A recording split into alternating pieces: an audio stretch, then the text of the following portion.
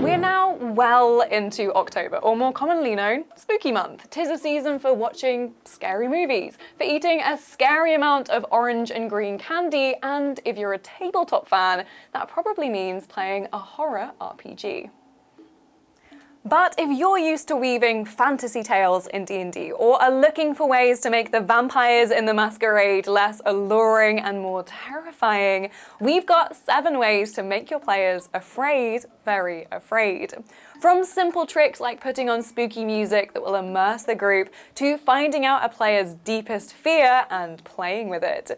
With permission, of course. We want games to be scary, but always fun. So grab your trick-or-treat candies for energy, turn off the lights, and join us as we take you through 7 ways to really scare your players. Ooh.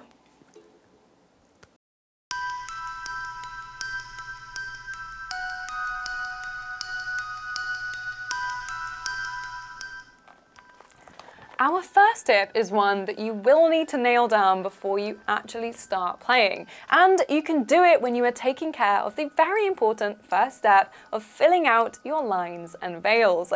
While you're making sure your players are comfortable with what's coming and the topics that may or may not show up, also check in with your players to see if there's anything they're merely unsettled by, but they're willing to explore. For example, if you have a player who is made nervous by the concept of the wide, unknown, and uncaring expanse of the ocean, but who is also willing to be exposed to it in-game, well, that gives you the room to either set the whole game underwater, or even just require the players to spend some time out in the middle of the ocean, trapped on an unmoving ship that is slowly sinking. See? Fun, isn't it? This level of personalization not only does wonders for storytelling on your end, but it's also a great way of making your players feel both appreciated and far too zoned in on for their liking, which is one of the fun dualities of a horror RPG.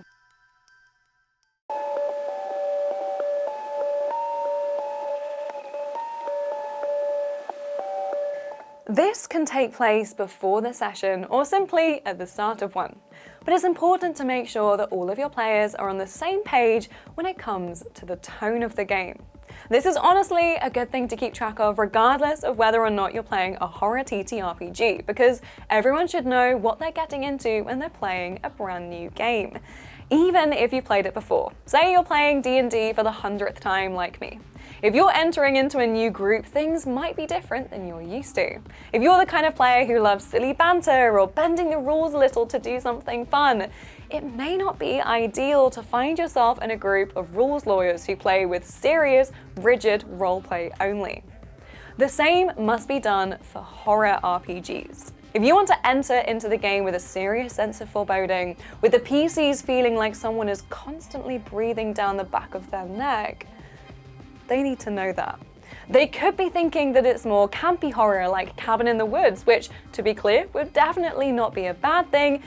It just needs to be something you all agree on before you play.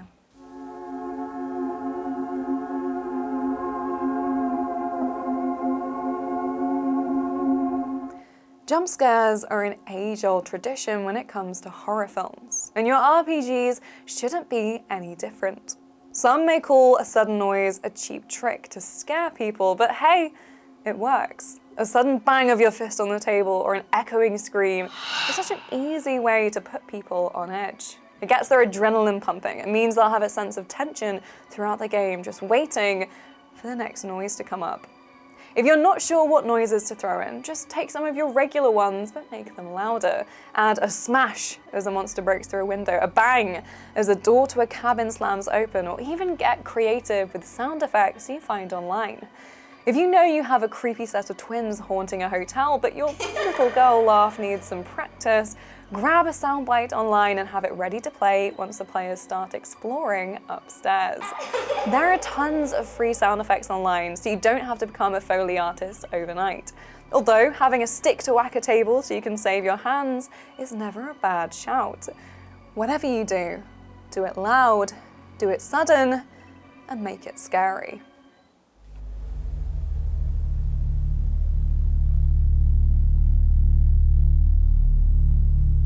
don't know about you, but there's something about a soundtrack playing during an RPG that just completely immerses me.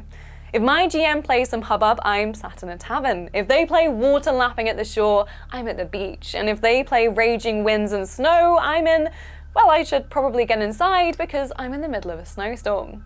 My point is that soundtracks are one of the most effective narrative tools you can include in your arsenal. When you're devising your adventure, we recommend writing to the sound that suits your world, one that perfectly encapsulates the terrifying situation your players now find themselves in. Listening to the music can really help you identify if it's the perfect fit for scaring your friends later on. If you get goosebumps, so will they. Make yourself a playlist that will suit the mood no matter which track it skips to. If you think you can manage it, maybe even think about having tracks at the ready, seizing any opportunity to capitalize on a shift in tone.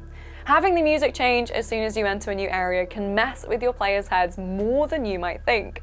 So make sure you're taking advantage of that.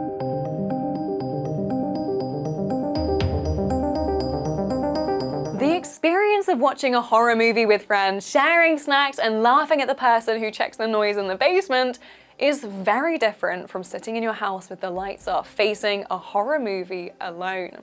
Having other people around us in scary situations is comforting. It means you have someone to watch your back, or at least someone else to outrun when a killer is on the loose. And that sentiment is true when playing RPGs too. When everyone's characters are all in a room together and the scary noise happens outside, you have strength in numbers, backup if a monster attacks, and people to cling to in fear. However, if a character is the last to leave a room and a door is slammed shut before they can join the others, leaving them all alone, suddenly the scratching sound at the windows feels a lot more terrifying. Now, imagine bringing that imagined fear to the real world. When you separate players in the game, take them away from the real table too. Send them off to sit alone as they await their fate, or fill them in on the strange cultists closing in, while you make the rest of the players wait in the kitchen. It instantly ups the tension as they no longer have the comfort of friends around them in their imagination or in real life. And when you get a player to actually scream in real life over an imagined fear, trust us, it's worth the extra effort.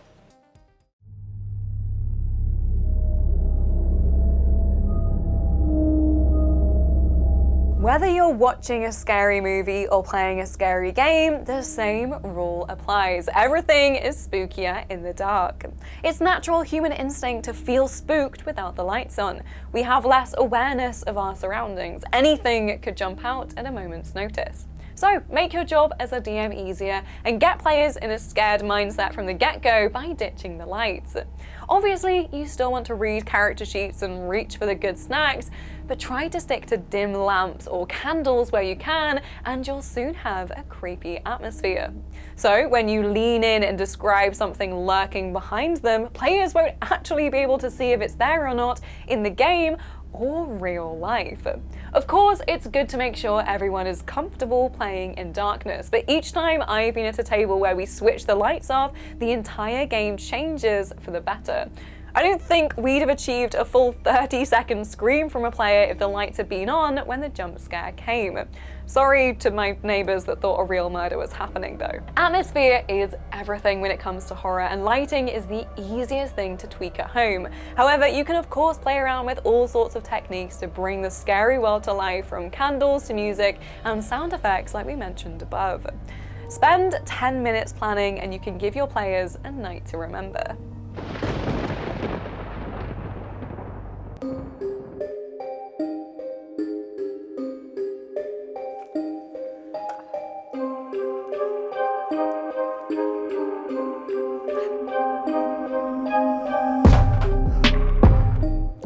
a scary RPG, players can look to NPCs for comfort. There's someone who knows the weird town like the back of their hand, who isn't afraid of strange noises on the moor, or if they are fearful, the NPC can make players feel strong by seeking their aid. However, like snuffing out a torch in the middle of exploring a haunted house, killing off an NPC is an easy way to build fear.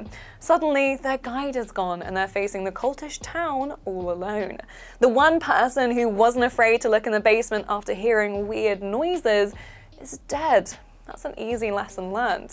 And if players set out to help someone only to watch them die, hopelessness will start to creep in. Suddenly, their confidence is shaking and they're all alone, especially if you've managed to split the party like we mentioned earlier.